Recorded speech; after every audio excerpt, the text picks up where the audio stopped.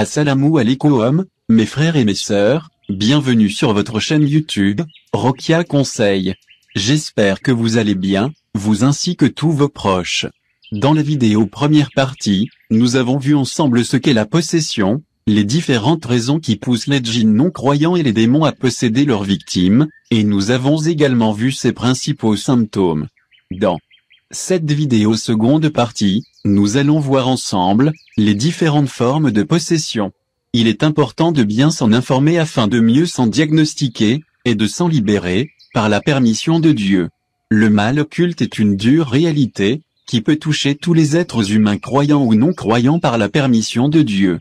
De nombreuses personnes souffrent d'un état de possession par un ou plusieurs démons, depuis de nombreuses années voire depuis leur enfance, et s'en rendent pas compte puisqu'elles sont sous leur totale emprise, et refusent même dans certains cas de le reconnaître et de s'en soigner.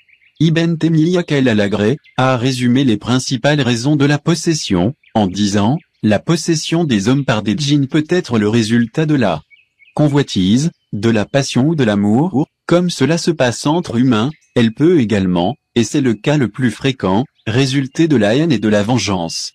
C'est le cas quand les humains leur font du tort, ou quand les djinns croient que les humains leur portent atteinte délibérément, en urinant ou en versant de l'eau chaude, sur eux ou en les tuant inconsciemment. Des djinns agressifs et manquant de retenue, peuvent alors se livrer à une vengeance excessive. Ils peuvent aussi agir sous l'impulsion d'une méchanceté irresponsable, comme le font leurs pareils humains. Majmou al-Fatawa, 19 à 39, il existe malheureusement 5 différentes formes de possession de l'homme par un djinn non-croyant ou par un démon, et il est très important de les différencier pour comprendre comment s'en libérer par la permission d'Allah. La première forme de possession est al-Tayef, qui veut dire par la colère. Cette possession est très rapide et très brève, c'est juste un court instant pendant lequel le démon pénètre dans leur corps de sa victime, et va pouvoir donner une impulsion de colère, et de waswas très intense poussant ainsi sa victime, à rentrer dans un état de rage, et à réaliser des actes violents, des graves disputes, des bagarres voire même la pousser au meurtre. Allah exalté soit-il nous a dit à ce sujet dans le Saint-Coran, repousse le mal par ce qui est meilleur. Nous savons très bien ce qu'il profère. Et dit, Seigneur, je me réfugie auprès de toi contre les incitations des démons. Et je me réfugie auprès de toi, Seigneur, contre leur présence auprès de moi. Sourate 23 Les croyants, versets 96 à 98, notre Seigneur nous a également dit, sois conciliant, ordonne ce qui est convenable et éloigne-toi des ignorants. Et si jamais Satan t'incite à faire le mal, cherche refuge auprès d'Allah, car il entend, et c'est tout. Sourate 7 Les murailles verset 199, dans un hadith rapporté par Al-Bukhari et Muslim, 2 hommes se disputèrent en présence du prophète Mohammed que les prières et les bénédictions d'Allah soient sur lui. Et l'un d'eux se mit tellement en colère que le prophète lui dit, je connais une parole qui, s'il la prononçait, dissiperait sa colère. Il s'agit de « Je me réfugie auprès d'Allah contre Satan le maudit ». Il est donc très important pour chacun et chacune d'entre nous de se comporter de la meilleure des manières, d'éviter au maximum de se mettre en colère, et de chercher refuge auprès de notre Seigneur contre Satan le maudit. Cela afin d'éviter cette forme de possession, et les conséquences désastreuses qu'elle pourrait engendrer dans notre vie bidnillah. La seconde forme de possession est al-Ishq qui veut dire par le désir. Cette forme de possession est malheureusement la plus courante. Dans la vidéo première partie nous avons vu que l'une des raisons poussant un djinn ou une djinnia à posséder un être humain est le désir sexuel. En se laissant dominer par ses pulsions, le djinn a convoité un homme ou une femme en totale désobéissance à notre Créateur Allah. Il décide alors de posséder sa victime, et la voit comme sa propriété en tombant follement amoureux d'elle. Cette forme de possession est l'une des plus compliquées, puisque le djinn considère le corps de sa victime comme sa propriété. Il est têtu, et ne la laisse pas faire ses projets, côtoyer sa famille, avoir des amis, se marier etc. D'ailleurs ce n'est pas le désir et l'amour que nous nous imaginons, c'est une passion dévorante. Ce djinn est capable de violer ses victimes de l'intérieur et leur créer énormément de problèmes de santé. Je ferai plusieurs vidéos sur ce sujet pour mieux l'expliquer, et donner les moyens et les soins de s'en débarrasser incha'Allah. La troisième forme de possession est al-Gharizi qui veut dire à l'extérieur. Cette forme de possession est le cas où La victime subit un harcèlement par un démon de l'extérieur, et elle finit par ressentir les mêmes symptômes qu'une personne possédée de l'intérieur. Le djinn non-croyant ou le démon harcèle sa victime physiquement en la touchant et mentalement en lui créant des waswas, et cela lui provoque des problèmes physiques et mentaux. Il tente de l'effrayer au quotidien, dans sa maison à travers des bruits ou des objets qui tombent, dans ses rêves où il l'agresse et la poursuit, en se faisant passer pour un de ses proches ou en prenant l'apparence d'animaux sauvages, lions, chiens, loups, serpents, etc. Sa victime vit un vrai harcèlement en ayant l'impression de ne pas en voir la fin. En se mettant sous la protection de notre Créateur et en multipliant les actes d'adoration, il est tout à fait possible de s'en débarrasser bidnillah. Notre Créateur nous a dit à ce propos dans le Saint-Coran, « Et si jamais le diable t'incite à agir autrement, alors cherche refuge auprès d'Allah, c'est lui, vraiment l'audient. » L'Omniscient, sourate 41. Les versets détaillés, verset 36. Ibn Kathir Kal-Alagré a écrit au sujet de ce verset, qu'Allah exalté soit-il, nous a dit de lui demander sa protection contre les djinns démoniaques, parce que sont des créatures qui ne connaissent pas la sensibilité, pour leur demander de partir parce qu'ils sont de caractère mauvais. Et seul celui qui les a créés peut en protéger.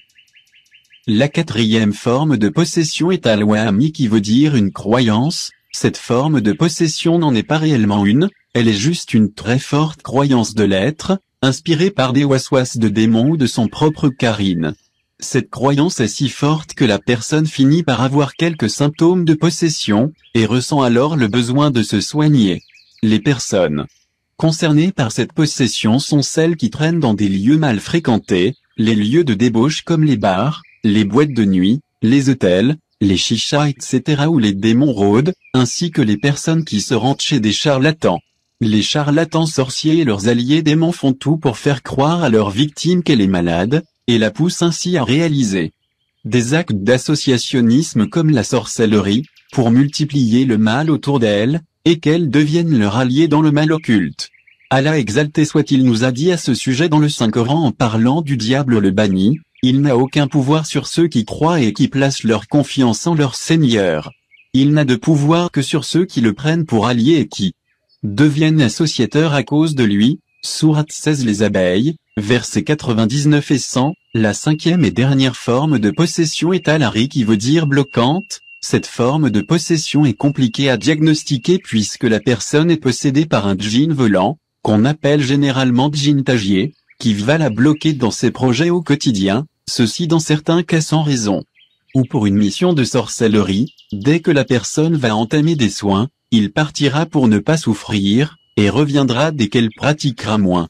La personne en est libérée à chaque début de Ruqya Sharia, et elle sentira son retour à son domicile par exemple.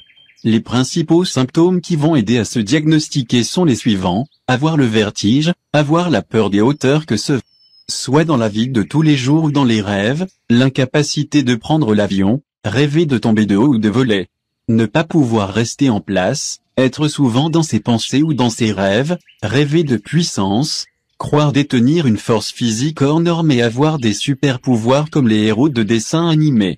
À force de se soigner et après avoir fermé ses brèches bidnillah, le djinn volant ne pourra plus posséder sa victime et la harceler et s'en ira définitivement inch'Allah. Il est important de rappeler et surtout de comprendre, que nul mal ne peut nous toucher sans la permission d'Allah le Très-Haut, comme Allah nous a dit dans le Saint-Coran, nul malheur n'atteint l'homme, sans la permission d'Allah. Et quiconque croit en Allah, il guide son cœur.